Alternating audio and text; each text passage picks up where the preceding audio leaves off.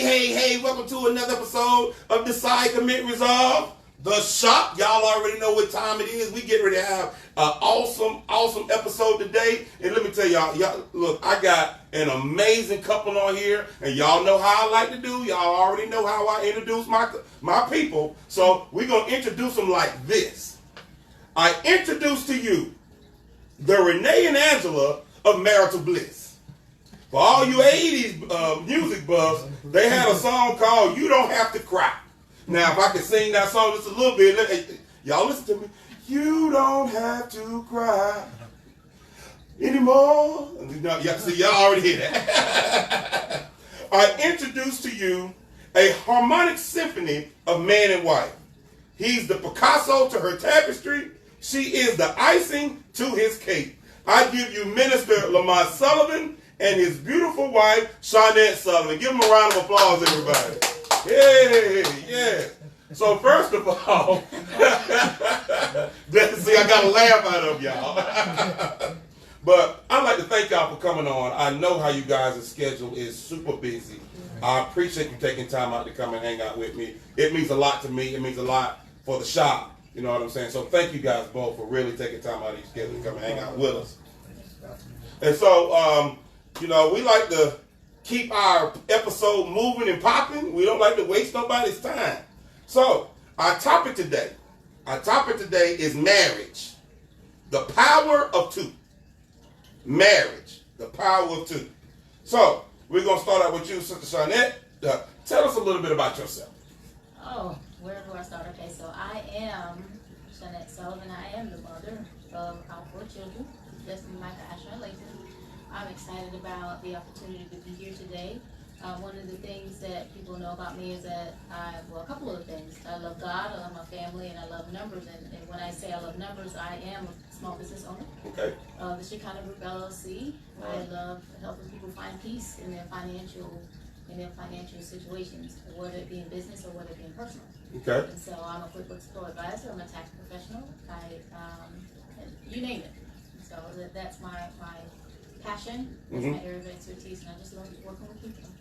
I hope y'all hear that, viewers. Hope y'all hear that. She is a master at numbers. She really know how to help you get your numbers right. Make sure you keep that in mind. Yeah. Minister Lamont, same question. Yeah, so Lamont Sullivan, again, Greenville native, married to Shawnette for 19 years, be 20 years in March 2021. I'm excited about that. Yes. Proud husband and father. That's not much I can. I've tried to serve the community and nonprofit and ministry for 25 plus years, and that's me. Gotcha. Right now, currently, I'm privileged to serve North Greenville University, where I'm a 3-time alum as the alumni director. Okay. And grateful to be there and doing great things, and also again serving ministry as a ordained minister at Rock of Ages Baptist Church. And worshiping there. Gotcha. Okay. So guys, these two professionals have a lot to offer, and I pray you just kind of chew on that as we continue this podcast. So, Sister Shawnette, take us back to that day when you met Lamont. What was that first impression like of him? So it's funny. That's funny because we always have 2 different versions of the story. What's the right version? The right version is I moved here from. I was actually doing an internship here. Okay. In Greenville. I was at South Carolina State University. It was like my last semester. I was doing an internship, and I was invited. It was only 4 of us, 4 of our college students here, and I didn't know anyone. So one of the interns that was with me invited me to go to church. Okay. And so I had never been to Greenville, so I lived on the white side of town, so I didn't see any black people. So he invited me to a black church. Gotcha. And so when I went there, I saw this. There was this college choir that was there, but there was a leader of that choir.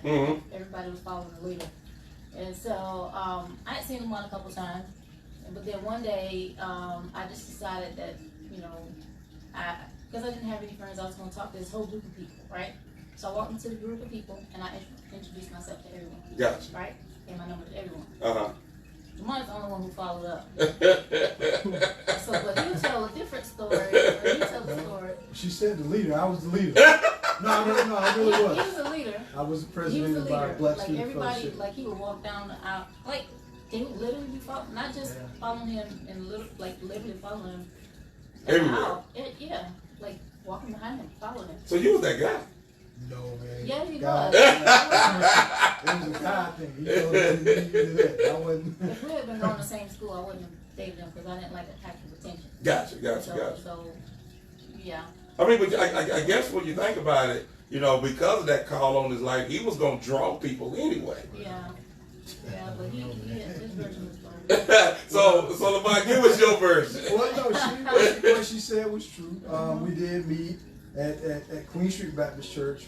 We both were in college at the time. And again, when I met her, we became very, very close friends. You know, honestly, for me, it was weird because usually for me, I'm people may not believe this, but I am a shy person. Yeah. So, no, I really, especially when it came to dating and stuff like that. So I was like, this girl came and spoke to me. Wow.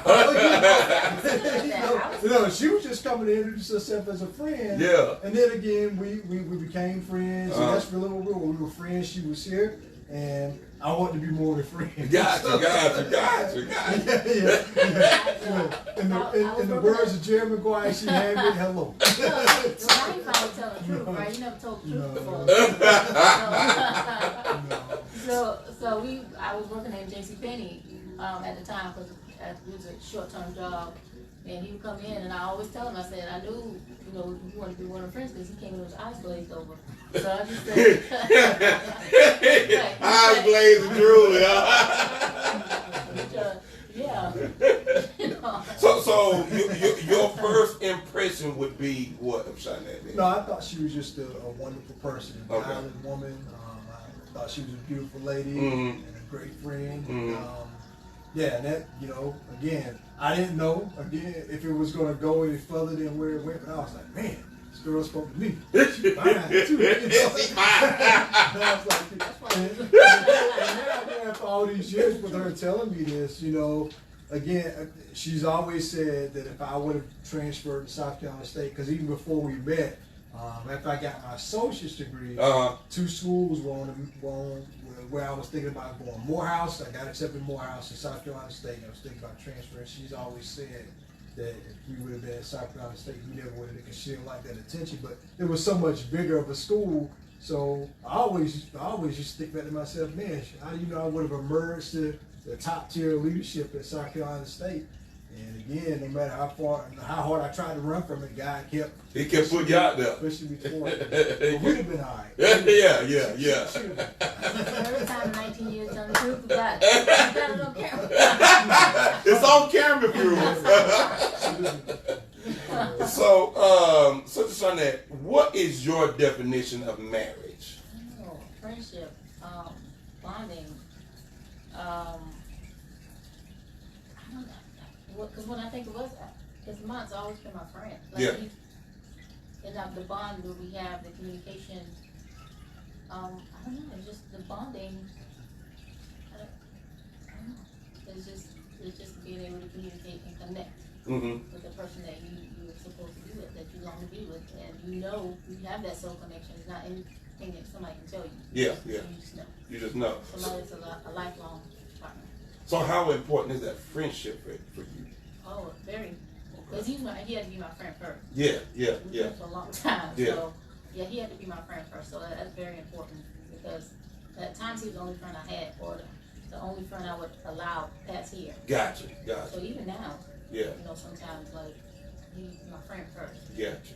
So yeah. That's really important. I'm glad you pointed that out. And viewers, hope you guys hear that. Friendship is so important, and it's got to be based on something real. You know, not the superficial stuff. A real friendship goes past physical attraction. It goes past struggles. A real friendship is long lasting, and if you have that in a marriage, your marriage will last. So good point. Good point. Brother Lamont, describe your wife's attributes in regards to your marriage. Well, I mean, and other than being a shy person, I am an emotional wreck at times, so I don't want to get too emotional, but That's right, I cry with you. Well, no, but as it relates to marriage, as Shot said, friends first. That's the most important thing to me because again, I go back to God positioning me in places that I never even imagined in a million years that I'd be able to get into. Yeah.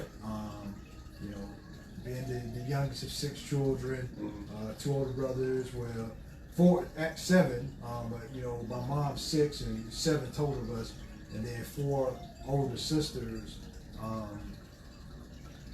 Just being elevated to places that I never even thought I would qualify for, and I still don't think so. It was a God thing. Yes. Placing me in leadership. Many viewers may recall just my experience with Big Brothers Big Sisters, being CEO and all those things. And Bruce, I'll tell you, there were times where I just felt unworthy of that. Yeah. You know, not meeting my father until I was 21 years old for the first time, and then not really having that relationship with him. Yeah. And you know, there were times in my life where and some people don't realize this, but there were times in my life where I felt like if I would have been born, Yeah. that he and my mom wouldn't have divorced. And Gotcha. those times where I just felt like giving up and throwing in the towel, she was right there to be supportive and to push me through. Yeah. Because even now, you know, my dad's been gone 2 years now, and I know you and your wife, you guys were there, support us at the homegoing service where I had to eulogize him. It was one of the most difficult things in my life because I had to put aside son and pull up and minister, but the son wanted the attention, and I had to end up ministering to myself in that. Lord, But when I could no longer minister to myself, or even before I could minister to myself, my wife was there Yeah. as a shield and as a supporter and as an encourager. So in marriage, if you don't have that friendship component, Yeah. I mean, don't get me wrong, God has blessed marriage. There's so many wonderful things that come a part of it, but those hard times, those times when it's most difficult, that's when that part right there is very important. Yes. And viewers, I hope you heard that he talked about being a shield, you know, his wife being a shield, his wife being a comforter. He brought out different attributes about his wife in times that were really difficult. That's really important when it comes to marriage. And guys, if you don't have that, work on it. And I mean, it doesn't come overnight. You know, they are testimony. This is a 19-year process. You got to continue to work on it so that you can grow together and be that stone, so to speak, that you gonna need for each other. So great point. This question is for both of you. Every married couple goes through seasons of struggle and hard times. As a unit, how did you both get through it? And you kind of alluded to it a little bit. So this 2020 has been the hardest time of my life and of my entire marriage. So we've lost, it was 5, we've lost 6 family members. Wow. In a matter of just a couple months. Wow. So days of emptiness and sadness and grief, unimaginable. Like you can't even process one before you get to the next one. So you get to a point where you just don't know. So during this time, Lamont had been that person that just, and he's had to carry a lot of weight because some days, like I'll just be sitting, because we didn't just lose our family members, we couldn't say goodbye. Yes. We couldn't go to funerals, we couldn't visit, we couldn't, so it's like I had to make peace the best way I knew how. Yes. So that left Lamont having to pick up for hours, days. Mm-hmm. He was cooking dinner or going grocery shopping or, so during this time he has been that, during the most difficult time. Yes. Ever in my life and in our marriage. It required us, for him to have understanding, not just do it, but not be complaining about it because he understood. Yeah. And so it's just about, that's just how we made it through, that he carried the weight.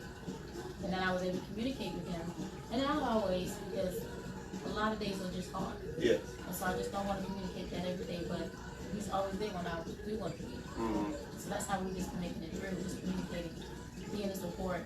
He picks up the slack. And so, and that's how we ever keep moving. Yes.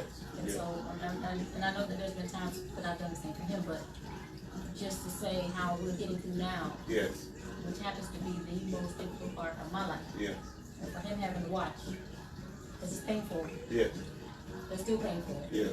And so, that's just how we've been getting through. Wow. Yeah, that's just how we've been getting through. Like, and I don't even know how to sit here and talk to you like a straight face. Because, the most recent death was it wasn't even a week ago. So, it's just like, okay, how you just know it's a God. Yes. You just know it. That's right. You're right. You You're just right. know it. That's God and support, love. So, You're right. that's how we make it. You're right. Yeah. Brother Mike, you got anything Well, you want to add? there's a passage of scripture in First Chronicles chapter 12. And I've got to do a devotion on this on Thursday, so I don't want to get too far into it. but it brings it's a very small passage of scripture that people will look over if they're just reading, especially when you get into those genealogies and those families and all that stuff. But First Chronicles 12, in the beginning, it talks about David and him hiding from Saul, and when he was on the run, all of the people, all the men that had joined themselves with David, that became the kings and warriors in his army. And if you go all the way down to verse 32, it says, and I'll read it because I don't want to misquote it in any way, because it's such a significant passage of scripture for what we're talking about right now, which I was just dealing with. But that passage of scripture in First Chronicles says, it's talking about the sons of Issachar, and it says that the sons of Issachar knew about the things of the time that they were dealing with. And right now, as far as the time that we're dealing with, and I didn't quote that word for word, but it talked about how they were prepared for the times in which they were dealing with, these times of uncertainty. And I think that them being able to put their trust in David, because David was a man after God's own heart, gave them the ability to be able to follow David and trust David. And in this situation, again, not shy trying to put, I think that God has blessed me and humbled me enough for me to trust in him so much and rely on him so much that he's given me enough consistency in him where my wife could trust me throughout the difficult processes that she's been dealing with. And that's the only way that I've been able to do the things that I've been able to do for her and our children, is because I've had to trust God. I've had to rely on him even more. I've had to, people say you throw yourself completely on. I've had to cast my cares upon him because he cares for me, because seeing her go through and seeing all the difficulties and having to, I try to do a lot around the house and in our family already, but having to pick up the extra and stuff, it gets difficult. But again, during those times, I've got to remember, cast your burdens upon the Lord. And he cares for you. And that's what we're accomplishing. That's why I think I've been able to get through this and be the support that I need. I don't know if I've done everything correctly. I'm sure I have. I'm sure I've made a lot of mistakes along the way, but I try to remain consistent and faithful to her, because she deserves it, and most of all, our children deserve it as well. Most of all, she deserves it, and our children deserve it too. They need to see that consistency, because I've got 3 daughters that's one day going to have to, realize that, that this is what they've got. They got a son that needs to understand what a husband looks like. That's right. And I've got, 3 daughters that need to understand what a husband looks like as well. That's right. I want to make sure that they make the right decision as it relates to that. So I don't know if all that made sense. Yeah, I mean, you hit right on it, because one of the things that, my wife and I, we have been through our own struggles as a married couple. And one of the things that I realized for me, that there has to be consistency in how I serve God for her to follow me. If that's not there, I can't expect her to follow me. You get what I'm saying? And so, viewers, I want you to hear that really well. For you husbands that are out there, for you guys who are thinking about being a husband, be consistent in serving God. And if you don't serve God, please try it. But be consistent in serving God, because as you are doing that, your wife will have an image of what God looks like. So real important to understand. Great point, Mr. Lamont. So, Sister Shania, this question for you. We brothers sometimes have a hard time expressing our innermost feelings. Tamara tells me all the time, Bruce, sometimes I don't know what you be thinking. So, what are some ways you have helped Lamont navigate through those places? I don't know. When I know about it. Okay. When I know about it. Because I know especially when his father passed away, he didn't really, like after that first date, he didn't really express a whole lot. Mm-hmm. But it was just like discernment Mm-hmm. and knowing that he was dealing with that specific issue. Mm-hmm. So, and I could just say one word and then he'd just break out. He'd just break down. Mm-hmm. So it was just about the discernment and then just be like, Mom, it's okay. And I have to remind him that his father would have been proud of him. Yeah. His father Yeah. really was proud of him. He just didn't know how to. Yeah. And his father probably did see him on TV. Yeah. His father saw him in the newspaper. His father saw him, and he just didn't know how to. Yeah. So his father, although he didn't hear it from his father, and I can't replace that. No matter what I say, I just have to remind him. And the people that you talk to, that we hear that talk, say his father talked about him. Mm-hmm. Although his father never said it to him, Mm-hmm. his father talked about him. So just to help him navigate through those times, because those have been the most difficult times.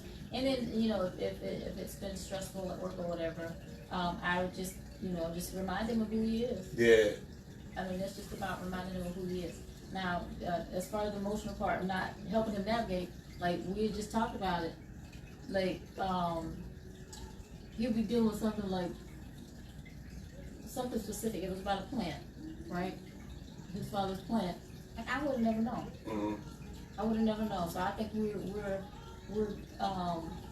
in that area. We're still growing. Yes. Because I express more than Lamont does by nature. Yeah. But with Lamont, I think that's the only thing that he really truly is emotional about, his father. It is interesting you say that, because there are a lot of men, young men and older men, who've experienced their dad not being there at certain times in their life, and it has caused a place of brokenness. We as men have to understand that it's there, and seek God, about getting that spot mended, because it's hard for us to be who we need to be, not just in a marriage, but in the community, if we don't get that spot fixed. So one of the things that my wife would do the same thing. She would remind me of who I am, because I had to experience some of that with in my life with my father. I thank God that he's here now, and we are able to communicate, and we talk quite frequently. But it took some time, and he and I still are working issues out, because there's just days that he may say something that remind me of some stuff, and I'll get really, really irritated. So I have to, gracefully back up and say, okay, Dad, I'll talk to you later. But it's all by the grace of God that those places get healed, and it really, really takes time. Guys, that's another thing I want to talk to you about. Viewers, if you have a situation in your life where your dad is missing, whether if he's passed on, whether if you don't talk to him, whatever the case may be, I think it's time to break that barrier and talk. Because you may not know the whole story of what's really going on with Dad. Dad may not know the whole story of what's going on with you. So take this opportunity to break that cycle so that a bond can be recreated and that you can grow and become whole. Great point, you guys. So, Minister Lamont, women are more connected to their emotions than men. So what are some ways you've helped Shania sort through those waves of, emotional ups and downs. Yeah, I just have to say I've done my absolute best to just try to be there for her. Yeah. And sometimes being there is not vocal. Okay. Sometimes it's action. Mm-hmm. And then sometimes it's action, and sometimes it's not vocal. Mm-hmm. But I've tried to consistently try to be there for her, and so she knows that no matter what she's going through, she can confide in me if she needs to. I've tried to be supportive, Yeah. so that if she needs time away, Mm-hmm. she can take the time away that she needs. Mm-hmm. Whatever she needs to become whole. Yeah.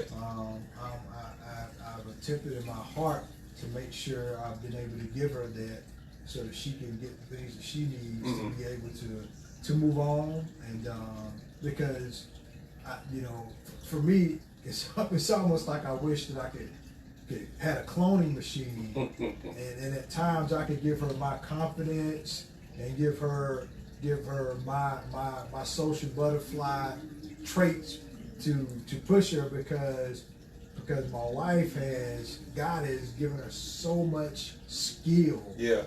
and her mental fortitude, summa cum laude, master's degree, certified in all these other things, but and as it relates to her doing things for individuals and stuff like that, family members, she can take a task and it's done. Yeah. But then when it comes time for her to do that, to propel herself, I'm like, honey, you can do it. You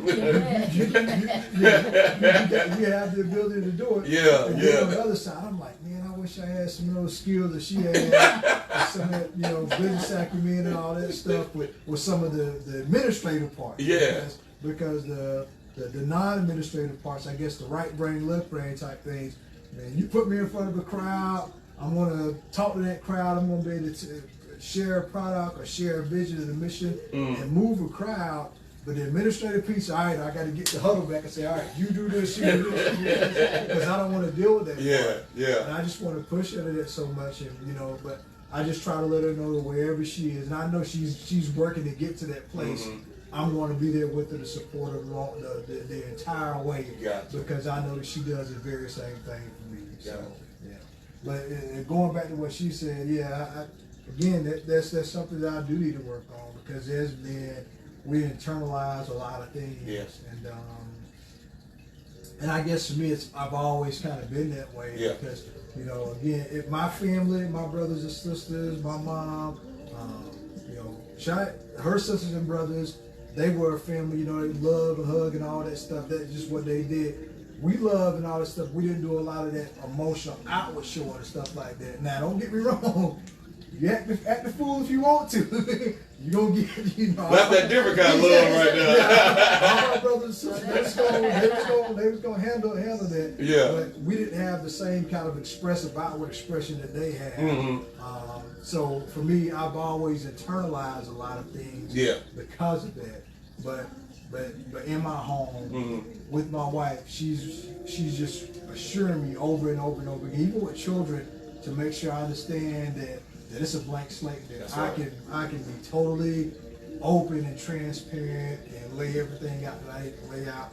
And at times when I've done that, again, they've been there to be the support system that I need to continue to push me out Yeah. and do that. So. We've been together 8 years, and I'm still working on being that transparent while I lay them emotions out. Because as a young person, I was a child, I was judged even by my family by expressing how I felt. So I always kept, as I got older, I just kept it in. Yeah. And became a learned behavior. And so now I'm talking about just now, in the past few months, really started expressing some stuff. And it takes a burden off of your family member, your spouse, when you can do that. This question I don't know, but I'm gonna ask you guys this: how important is a hug? Oh yeah, man. I don't know, the reassurance of that, just the embrace, and I don't know what adjective to best describe it as.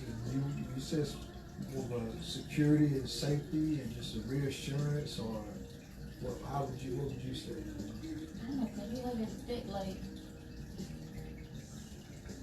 I don't know. It's just important. I mean, like when my comes home, like I don't know. It's important for us. Yeah. To say how important it is. We hug every day. Like, how you doing, ma? Or it's good to see you. Or if we hadn't seen each other all day, we meet somewhere at church or something like, we give each other hugs. And people are like, why are you giving each other hugs? Y'all look together. Like I hadn't seen them all day. Yeah. So a hug for us is very important because, like you said, it's reassurance. But it's like, okay, how are you? Yeah. Or I'm here, or whatever that may mean at Yeah. that time. So it's not, Yeah, it's definitely not fabricated. It's just natural. Yeah. I mean, it's natural for us to want to embrace one another, to see each other, and to just be happy that we're back in each other's presence. Yeah. That's yeah.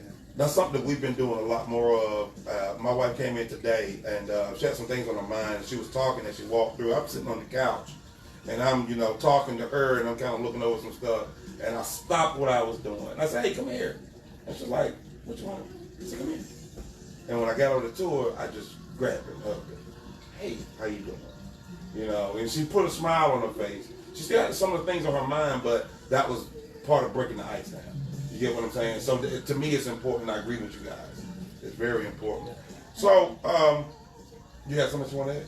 not because that was just important what you just said. Understanding that before you walk through the door at home, you don't know what you're gonna walk into when you walk at home, Yeah. right? And then vice versa. Me being more mindful of not knowing what he's dealt with before he comes through the door. So I've been making a conscious, because when you said that, it's just making me more conscious about, okay, I don't know what happened from the drive home or however many hours, what happened between those hours. Being mindful of what his day was like. Yeah. Or, being, Especially in this current climate, it's just a blessing for a black man to make it home. I'm just, And I don't want to laugh that off because it's serious. No, it's just, But you're right. yeah. For us to make it home is a blessing every day. Yeah. You are so right. So right. So, and this question is for both of you. How do you guys handle disagreements? I think we just try and talk it out. We try and talk it through. People will they may say, okay, that's just made up, but those people who really know us, they know we're both soft spoken. Yeah. But we don't scream and yell and have a knockdown, drag out arguments like that. Now we have disagreements where we talk things through, but it's still in the same soft, it's still the same. same tone and stuff like that, where we're disagreeing, and so that. Yeah, we just respect each other. Not that you don't respect the other person, but we just respect each other that much that, okay, before we even get to yell, it's funny because, one of my friends, she had to live with us for, was it a year? And she said, tell me something. I've never heard y'all yell at each other. And I've never, I said, you won't hear us yelling at each other. And she said, I always thought that married couples always, there's a better way to communicate. Woo! Like, there's a better way to communicate. Like, we've never, I might be at one time, and there was one time when, and I don't even know if you remember this. No, I know what you're going to talk about. The money thing. What money thing? When the money thing. We'll talk about it later. You talking about something? I was talking about something else. It was when I was cooking. And so that was early on when I was cooking. Early on in our marriage when I was cooking, right? And when I was cooking, I would say, because I'm not his mother. His mother's like an awesome cook. Mm-hmm. So that specific day I was putting some seasoning in the pot. I was like, the caramelize this and anything else you want to put in here. He was like, no, you good. That's all I'm cooking. So I walked away and I was doing something. And so when I came back, seasoning is sitting all on top of.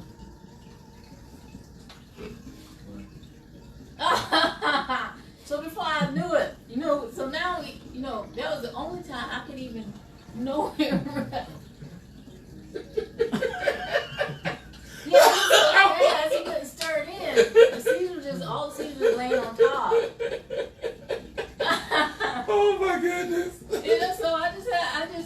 that's no, unless you remember another time, but that's the only time I No, I know what you're talking about. I mean, well, Well, I could see if I didn't. He went out, turned my back, and I guess he didn't expect me to come back so fast. He didn't have time. I mean, That is too funny. I mean, first they were telling me something like, Yeah, okay, yeah, your yeah. food don't never taste like anything. But then I had to wait till you turn your back. I just asked you that. I just there are things asked that you. you cook great, man.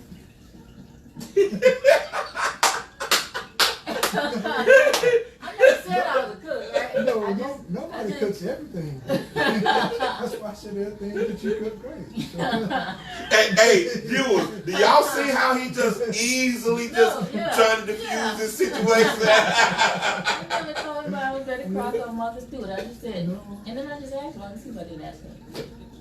See, this right here is perfect because our viewers get to see this real life. You know what I'm saying? but you know, being able to, like you said, communicate doesn't always require yelling. One of the things that I truly understand now is that passionate people, especially passionate about their what they're saying, passionate about their part, passionate about their response or their excuse, may come out loud. Doesn't mean that they're just upset. It's just they're passionate about what they're saying. And I think for the person that's on the receiving end, they have to understand their partner's communication technique, their communication style, their love language, so to speak, so that they won't be, I guess, offended, so to speak. And guys, you know, viewers, I'm saying all that because communication is key in your relationship. Whether you're married, you're dating, whatever, it's still key. And if you're not talking, if you're not communicating, if you're not truly opening your heart up and allowing your spouse to really see who you are, then you're going to find yourself bumping your head over and over again. So I'm glad you guys brought that up. Well, this too, then you can't compare me and Lamont to what they have. Yes. Because, like you said, if you have two passionate people going at each other, you know, you can't all of a sudden say, okay, we're just not going to yell or argue or whatever. That's right. Each person has to, and that's where you run into issues where you start comparing your marriage to someone else's or when it took us years. Yes. And you just by the way we're built, you know, so it's just, you know, giving your partner, giving your husband, your wife, that time and that space to make that change. You can't change them, but give them that time and space to make that change. That's right. And one of the things too that some people may not realize when you look at personality types, you know, you have men who have that A or that alpha personality. You also have women who carry that trait as well. With some, you know, the Bible calls a strong-willed person, a strong-willed woman. So we just have to be mindful when you have a couple and they both got that A type personality, how you manage, you know, those conversations. Because two people who really strong-willed, it could be a tug of war if they're not mindful. So couples, if you're out there, if you and your spouse are both A positive as far as your personality types, please, somebody got to be, you know, the wiser one to kind of diffuse the situation, let it come down, take that voice down a couple of octaves, and you'll be surprised what your results are. So, this question for both of you: are boundaries important in a marriage, and how do you guys manage those boundaries? trying to think of what boundaries. You kind of alluded to it earlier about, you know, giving your wife some time. Yeah, no, that's what I was just thinking back to. Yeah, I mean, there are boundaries and they are important because no matter how much you love one another, and again, we've been married 19 and a half years, it'll be 20 years in March. We dated for 3 years, and many of that 3 years, the majority of that 3 years was long distance. I mean, Yes. so for us to do that, but since we've been together, there are rare occasions when we are apart from one another. But we have to understand that those times are necessary. Now, she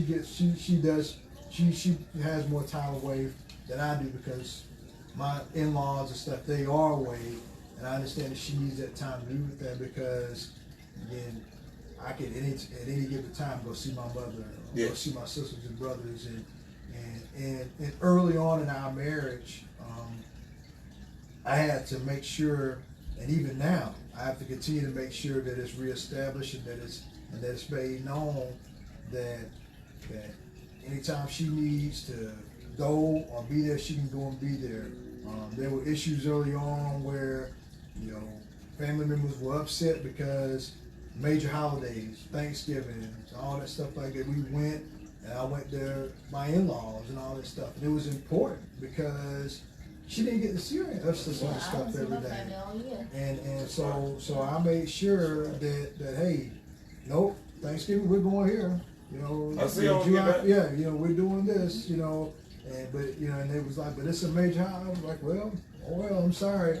And the thing about it is that being able to have that kind of fortitude and allow God to position you to where you can do it in such a humble way and let Him fight your battles. It was easy to be able to do that. Because I didn't have to yell, because again, I'm not yelling and all that stuff. I let God do it. He did it, and I mean, there was an incident. I don't even know if she knows about this. That where there was a time where it was like, hey, I want our daughter Layton, I want her to stay here while y'all go to wherever. And I said no. And they were like, well, why? I said, because I don't want to hurt my wife. And I'm not bringing trouble in my home because I thank God that God has given us a peaceful home. Yeah. From barely being able to afford $560 a month apartment to now Him blessing us to have a 4,400 square foot home. There's been peace the entire time because God has blessed us to do that. And I said I would not bring that kind of disruption to my home because my wife doesn't deserve it or my children doesn't deserve it. So having those boundaries set up early on was able to prevent a lot of things that I saw tear down so many other people that I know and love personally. I saw their marriages crumble because they allowed outside influences to come in and reject their opinions and what God has said, whom I have joined together, that no man put asunder. And that is something that I have been adamant about. And yes, I know I've made a lot of people mad or upset about it, but frankly, I could care less. I want to say something else, but I better not say that. and I've done that to make sure that she knows that I have her back 100%. In that. Yeah. I mean, you just can't let other people dictate what happens in your household. Whether it's family members, friends, you just can't let them. It's mandatory. Peace is mandatory now. I mean, we just operate on peace. I mean, so we're not just sitting here like. No, it's not. I mean, peace is just mandatory. Like our kids, peace is just mandatory. It is so important for us to understand that because, I kind of think it like this. I could cause my own disruption in my own household. Why would I let anybody else outside of my home do that? That's right. So you guys are clearly right on that. Clearly right on that. Used to be an old saying, don't let the devil use you. And don't let him live in your mind, rent free. I mean, and he attacks us enough on a day-to-day basis for us to try and bring any additional chaos into our homes. Because, and this is even going further away, but in establishing that and not allowing anyone to break down those boundaries, a lot of people, when I've counseled and talked to people, they talk about like intimacy and togetherness and all that stuff. Man, that begins so much more before you get to the marriage bed and all that stuff. You better say it. The intimacy from just the small things helps build up and establish the case for intimacy from the word good morning. That's right. You know, all the way down to even bigger things. That's so, right. So just even things that right there helps establish that even more. So You're right. That's why establishing those boundaries and setting those up there, and not being, you know, not being so clingy that you have to say, nope, you can't do this. You got to understand that you need time away from each other, which makes the reunion even more special. So You are really hitting it. And for you grown folk out there, you grown folk, hey, this is my show, this is my shop. I say what I want to say. For you grown folk, if you make sure that your spouse is taken care of earlier in the day, through texting, when they get home, if you home first, you done wash the dishes, you done cook the meal, you done cleaned up all that good stuff before the other one get home, I guarantee you, later on that evening, somebody will have a smile on their face. So just remember that. Take care of your stuff in the home, and your spouse is going to appreciate it so much. So, we got to be real. Yeah. I mean, I don't want people to think that we don't have issues, because we do. And like everybody else. We just choose to, at the end of the day, we just have to have peace. That's right. So we don't want to sit here like we don't have it. Yeah. We want everybody to know that. It's just that we put in the work to work through it. That's right. That's right. To maintain peace. That's right. So, Brother Lamar, what are some things you do to balance your goals, God's plan for your life, fatherhood, marriage, and your career? What are some things you do to manage all of that stuff? That's something that I really need to work on again, because I mean I've naturally always been a hard worker. Mm-hmm. No matter what I've done, even way back to, you know, working at Checkers Burgers, Cole's Fries. Would you like cheese on that? You know? Love from Checkers Burger. Down to that and walking back and forth from the neighborhood back to that. I've been a workaholic. I know I have. I mean, no doubt about it. I have, and I know my wife. She probably, you know, putting in the time that I need to put in to try and do that. But I do when it's time to have fun. I like to have fun. If it's going to a game or whatever I need to do, I need to find some more friends too. That's the thing too. I need to do that. I gotta stop you right there. Viewers, this man said he needs some friends. No, And he in my contact list. no, some friends. Yeah, and I do. I need to call you. I need to call you, because a lot of people. No, but seriously, when I say that, that's true.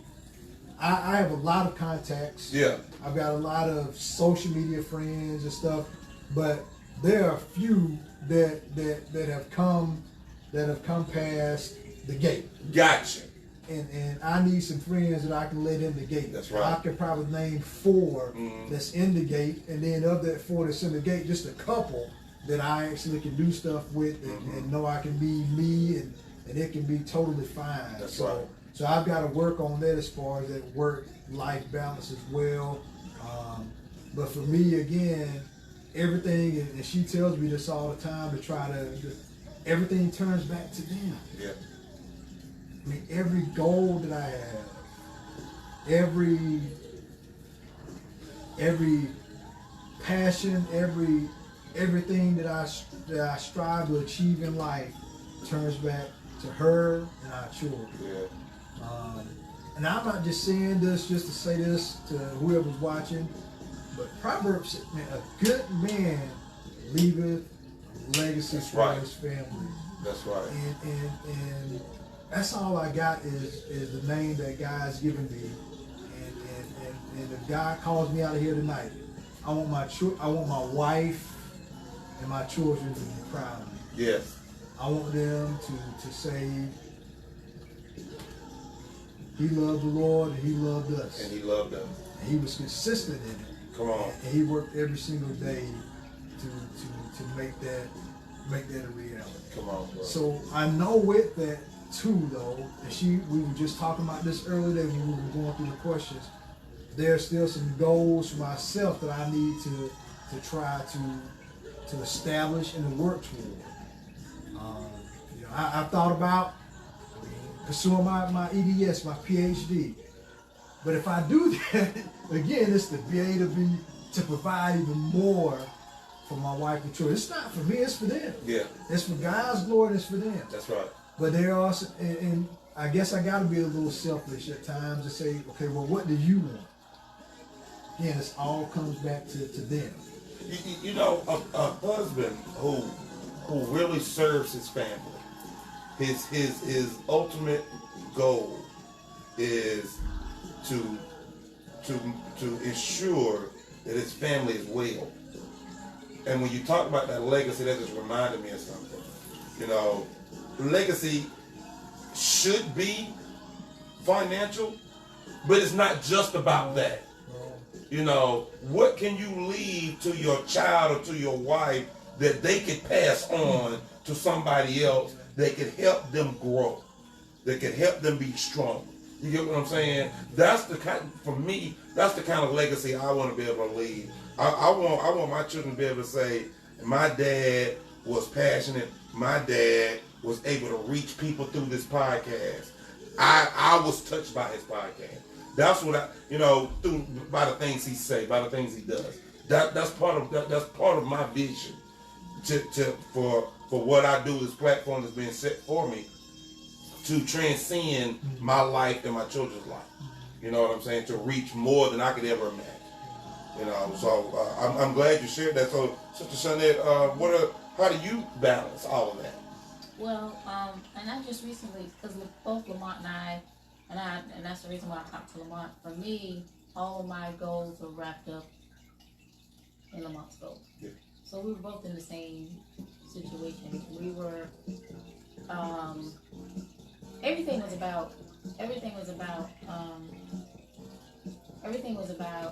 centered around Lamont, what he moved or where, you know. But then I came to a point where I said, okay, what if Lamont was cut out of my life tomorrow? Who am I or what would I be? And so Alexa, stop music. and so that's what in the past year or so, I've just been focusing on who I am, because because it was all tangled up with who Lamont was. Yes. And vice versa. Right, vice versa. I just had to come to Jesus moment. Like, who am I really as a person outside of Lamont? Like, And it was funny because again, the platform that God had placed me on, and the kids, it was funny because, you know, I could be speaking somewhere outside of ministry, just with Big Brothers Big Sisters stuff, and they would come up there and say, "Oh, you're Lamont's oldest. You're Lamont's youngest. Oh, you're Lamont's wife. You're Lamont's wife," you know. And my, you know, our oldest daughter, Destiny, those who know her, they know her well. She was like, "Dad, you just gotta I'm gonna tell them next time. My name is Destiny. They didn't even know my name." And I was like, "Well, honey, I'm sorry. You know, that's just kind of how things set up, you know." But again, I'm so happy now that I can take a back seat and watch her blossom. Yes. Because I know, man, it's there. Yeah. She has to blossom and be all that she can be, because I know it's there. I know she has all those attributes and more. So it's cool to sit back now and watch. In fact, one of my last, before I transitioned to North Greenville back to come work there, some of my last things that we had to do, I can't quite remember where we were. We were somewhere, I don't know if it was MBA or something that she was doing. And they were like, "Hey man, how you doing? So what you got going on?" I said, "Man, I'm just here supporting my wife." That's right. I'm just here. I said, "It's her show." Yeah. I'm just here. She's gonna do it. I ain't gotta be out front. I just was able to stand back in the corner and watch her work the room, watch her blossom, and I was able to have a smile on my face and say, "Do it. Yeah. Keep doing it. Don't be nervous. Keep doing it. Keep doing it." And it's just been cool to sit back and watch her do it. Yeah. And not have to have the attention focused on me because of the position that I was in, but just simply be able to watch her because of where she is and where she's going. And I'm glad you said that, because just watching, you know, you when we have our Zoom calls, I'm just cheesing because because you holding your own weight. You hold you are I'm serious. You are holding your own weight, dialoguing your own thing. You digging into your specialties, and it's a smile for me. Yeah. Except when he not eating my time, right? Listen, It's my time. It's an affirmation for her. Yeah, you should use that affirmation because she can do it.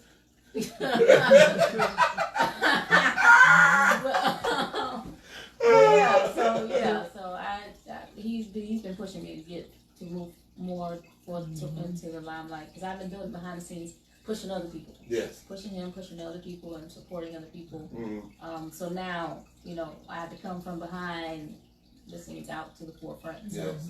it's been scary. Yeah. And then it's scary to know where I can be. Ooh.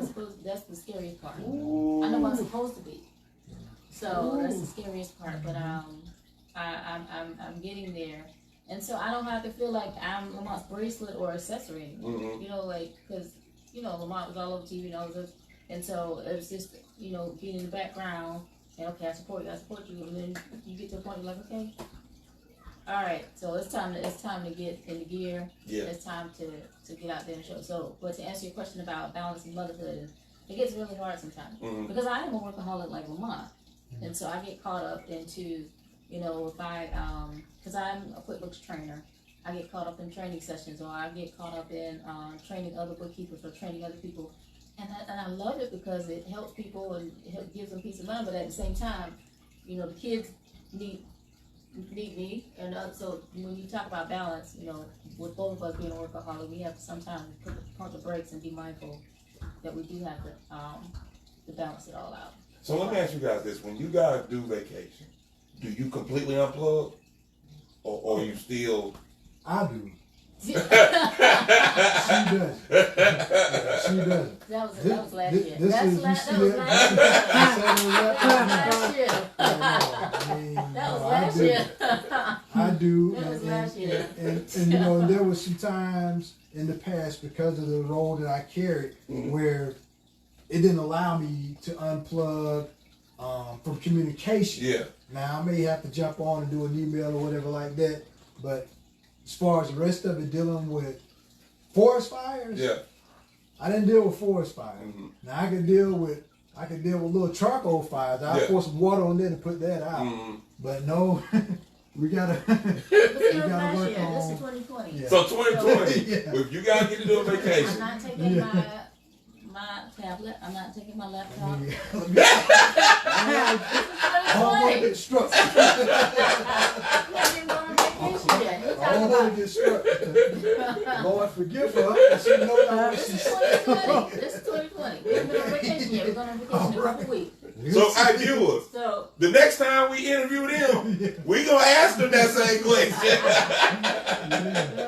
But- that's going. Yeah. Go ahead. One of the things that I do when I go, I completely unplug. I will barely go on Facebook and post anything because that's my time to recharge. The job that I held before I became unemployed, I was on the move a lot, working HR, just doing a lot of stuff. Things were busy. Company was running really fast. So when we went on vacation, we take a week vacation, whatever. I just completely unplugged. It was a recharging time for me. My wife, she would laugh because she would be on the beach just pilling around doing all different things. I would be asleep on the beach, but that's vacation for me. Yeah. You know what I'm saying? So we as we get older, the last time we went, my wife actually just chilled out on the beach. She didn't do much, which was funny. Those are things that I value when it comes to vacation. Absolutely. To not do nothing if We so a few years ago we went Bahamas to celebrate our 17th. That's the only time we really And disconnected. and you didn't have a choice, because you were in No international Wi-Fi. waters and anything. But no, it's important. I mean, we're blessed to be able to go to Orlando resort that we kind of ownership in, and we go. And while I'm there, bike rides, Yes. put all the stuff with the kids. I try to make sure we got, because it's just important because those, I mean, you look up and man, it's, you know, I always try to be 19 years old now. I mean, you look up and it's here. It's you here. know, and they're old and stuff like that. So it's important for us to be able to do that and unplug and try to back away from stuff. And a lot of times it is difficult, especially being an entrepreneur. You know, she has to jump on and do stuff from time to time. But no, we're making better choices in 2020. Even though, and that's funny to even say that amongst the chaos and everything that's going on from everybody else, because a lot of people are dealing with a lot of difficult things in 2020. That's right. But for some of us, 2020 has been a blessing. Yes. It has been. So, Sunday, I'm gonna hold you accountable. I was about to say that. Wait a minute. Oh Lord. Alright, so I'm not gonna have my laptop out during the daytime, right? But if I wake up early before everybody else, I'll do We'll it. let you slide on that one. We'll let you slide. We'll let you slide. So this question's for the both of you. What benefits have come out of this pandemic and quarantine as far as your marriage is concerned? I mean, again, for us, early on, and I first of all just say, I pray that God turns our economy around, but gives us a remedy for this disease, this virus that's going around, because I know a lot of people have lost a lot Yes. in this. And personally, of course, us, we've experienced so much turmoil and transition of loved ones. We've seen people lose jobs. It's really been difficult for some folks. Yes. And that's my first thing to say. I'm praying that God will hurry up and bring relief and get rid of this. Yes. But on that note as well, you know, when we shut down our campuses and we had to work remotely, you know, in late March, you know, I saw a lot of people that were frustrated, that were upset. Man, again, I'm so grateful for my job, but I loved it. Yeah. I love being able to be home. Some people don't like being at home. That's crazy. Man, I love being at home. Yes. Because again, we have peace in our home. So I Yes. love that the kids were able to go and work in their area. I was able to work. Shaq was able to work. We was able to get stuff done. If I need to take a break, I could go and get a hug if I need to hug. Yeah. Grab something to eat right there with my family. And I enjoy doing it. You know, about a year and a half ago, I really got intense with the gym and working out and stuff like that. Now I miss the gym. And early on in the quarantine, I said, you know what? Man, screw this. I'm going to get me a bunch of junk food. I'm going to eat. I'm going to enjoy this time where I'm on. But I didn't do it to myself. And I continued to stay. And so even with, you know, health and all that stuff, taking care of myself and trying to make sure they took care of themselves. And I've enjoyed quarantining well. God has allowed us to establish a network, folks that we've come into a working business relationship with, where we've been able to see folks, man, who have been supernaturally blessed. I mean, supernaturally blessed in some amazing ways to break some generational curses as it relates to debt and some other things. So it's just been a blessing. And again, you know, helping your marriage and your relationship with your children grow stronger. Yeah. It's just been a blessing for me. I've enjoyed it.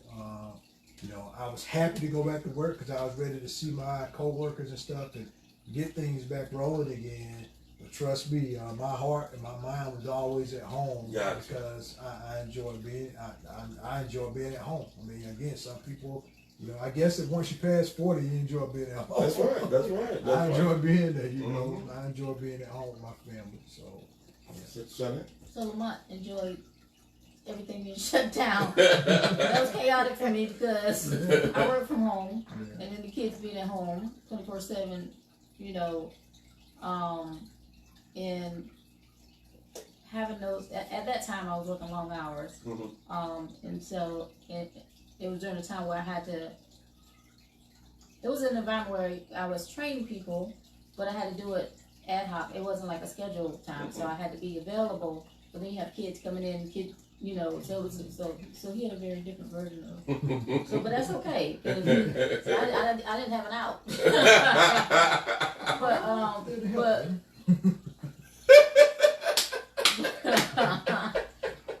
Yeah. Well, but I would say the biggest benefit is that Lamont and I were able to go for 2 and 3 walks a day Okay. around the neighborhood. Well, we talk more than ever before. Yeah. And I think we even learned some things about each other. Another benefit is that he had a chance, and I told him this, and we talked about this. Out of the 19 years we've been married, he's connected to the financial side of things now. Because that's my area of expertise, I'd always handled it, right? So, but during this pandemic, he has seen the inside. You know, he's connected to it, not just connected to it, but he knows what's going on. Like he doesn't have to wait for me to say, or I don't have to ask him about something. He knows exactly what's going on, and so not like I never hid it from him. Yeah. But now he's actively participating in it. And so we've always made decisions together, but it's based on me telling him, okay, this based on this is what we need to do. But now it's more like a collective effort, and he's just really more connected. So Gotcha. For me, that was exciting for me to know that he's just connected. I was just a bacon bring home. I can bring home the bacon. I didn't fry it up in the pan. She fried it up. Now I'm frying it up too. And it's been cool to be a part of that as well. So yeah. Because for me, it was like, okay, what if I left? You know, I'm saying, what if he left? But what if I leave? The kids, you know, the money. I mean, they would just be not illiterate, but they just wouldn't have a clue about. Yeah. How to handle, because at that point, Lamont didn't have the passwords to any of the online banking, so he didn't have. I knew what the insurance policy was. I'm just playing. Hey, I'm getting ready to go there in a second, though. I'm getting ready to go there in just a second. I'm glad you brought it up, because the viewers need to know something. No. I'm talking about the kids eating like.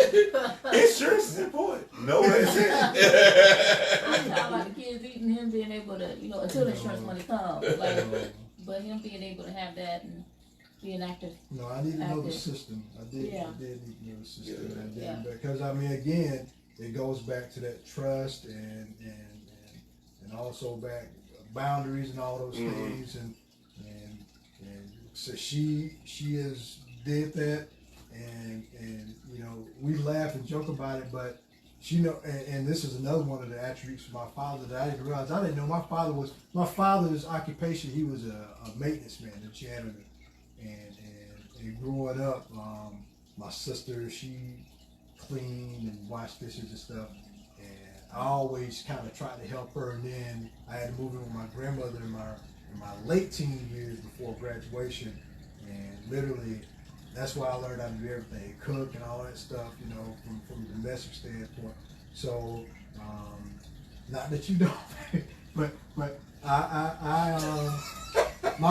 wife, I'm a cleaner. I'm a cleaner. She knows. I am just. Y'all watch him how he's strategically grabbing his shoulders and stuff. Y'all see that? Just by nature, I clean. I clean up and wash, you know, clothes and fold clothes and all that stuff. And even more so than the kids and stuff. And she has to get on me because a lot of times it will be their turn to do it.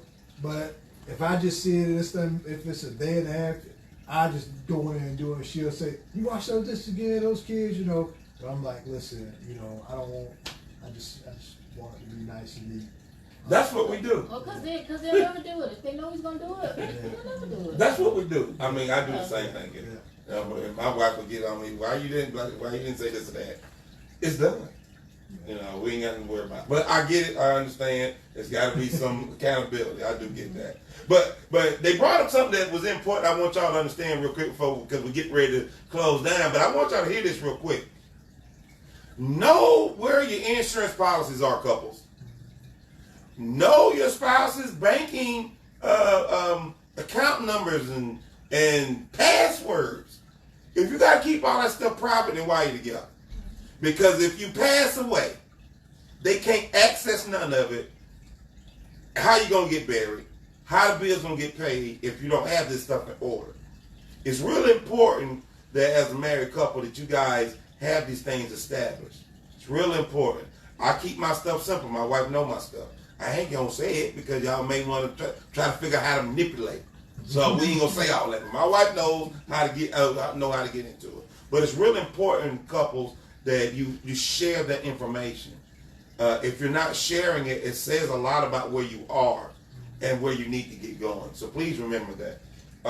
Last question, because you talked about how important God was been in your marriage and what He's done to help you get through. So this last question is, what advice would you give our viewers on how to have a healthy and successful marriage? We'll start with you, Shanae.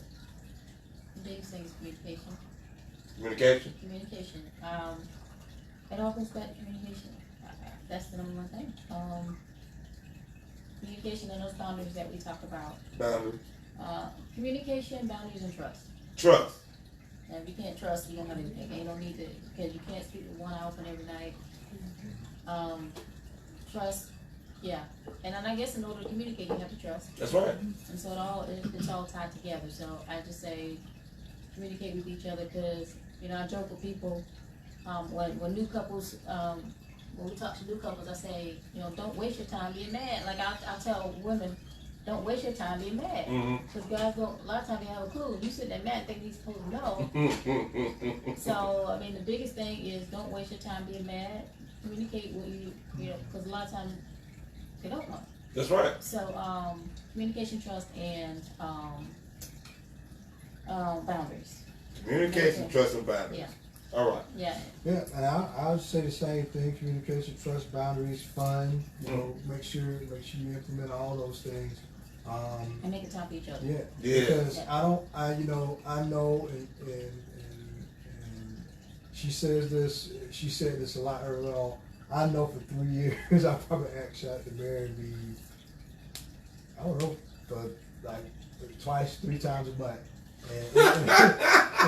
And I know she wasn't ready yet.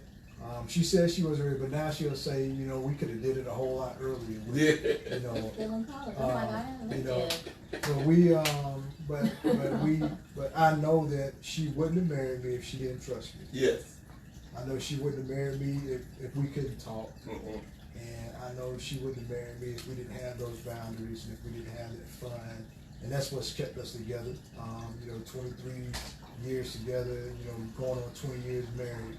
It's because we've established all those things. And that will be the advice, you know, because you gotta have those things. That's I mean, right. Some people, you know, they have separate accounts and all those. We've chosen not to. We haven't hid anything from day one when it comes to that. And again, for me, I'm learning now being more involved on the financial end of our marriage, because early on she'll tell you, I mean, I was a free spirit. I mean, I would make.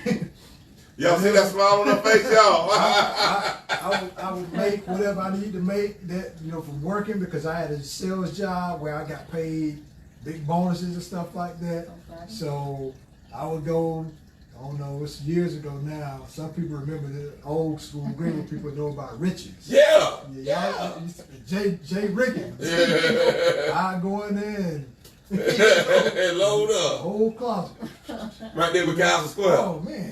Yeah, no, that was Ivy. That's about Riches where Macy's is and the Hayward In Mall. the Hayward Mall, gotcha, Yes, gotcha. yeah, Riches before it was Macy's. Yeah, you yeah. go to Riches, you get your polo, you get your Nautica, you get your Tommy Hilfiger. It was laid out, and I really didn't know where $1,500 in clothing had went, because I knew that the next, you know, it was coming again. Yeah, yeah. So she had to reel me in and say, hey, let's think about this a little bit better. And I'm glad that she's been able to do that. And again, I had to be humble enough. And I'm gonna say this because some people are gonna get it twisted when I had to be man enough to say, you're right. And see, when some people say I gotta be man enough, that means okay, you're right. I mean, he had bad credit. I mean, You're right. you can't get nothing. Yeah, You you got couldn't bad do it. credit. Yeah. You gotta come together. And, Yeah. so. Hey, I definitely want to bring y'all back on and talk about that right there, Yeah. because that's important in a marriage, real important. But viewers, please hear me well. What they just said, you know, Brother Mike talked about him being a man enough to be humble. Yeah. You know, brothers, please hear that. It don't make you no less than a man to be humble. That's right. It don't make you no less than a man. And I'm so thankful. You know, we said trust, communication, fun, and boundaries. Those 4 things can lead you to a successful marriage. And when you put God at the head of all of that, that's right. You can't lose. You can't lose. So, guys, thank y'all so much for coming on the shop. Thank you. This has been a blessing. Man, this has been extremely informative. Viewers, I hope y'all get this. I hope y'all enjoy what's been talked about. Please, please, please. These guys over here smooching and trying to let y'all know marriage works. There is power in 2. There's power in 2. And you know what? It's so powerful, they got 4. That's how powerful it is, y'all. But please hear me, please hear me. I love to have fun. But I thank you guys for coming on the show. I really appreciate you guys. It means a lot. Man, It means a lot. It means a lot to be asked to do this. Thank you. Thank you. Thank you. You guys are so welcome. So I like to end every show with a motivational thought. And today's motivational thought is, the greatest marriages are built on teamwork and mutual respect, a healthy dose of adoration, and a never-ending portion of love and grace. Live, love, laugh, and grow together. You heard it right here on the shop. Decide, commit, and resolve.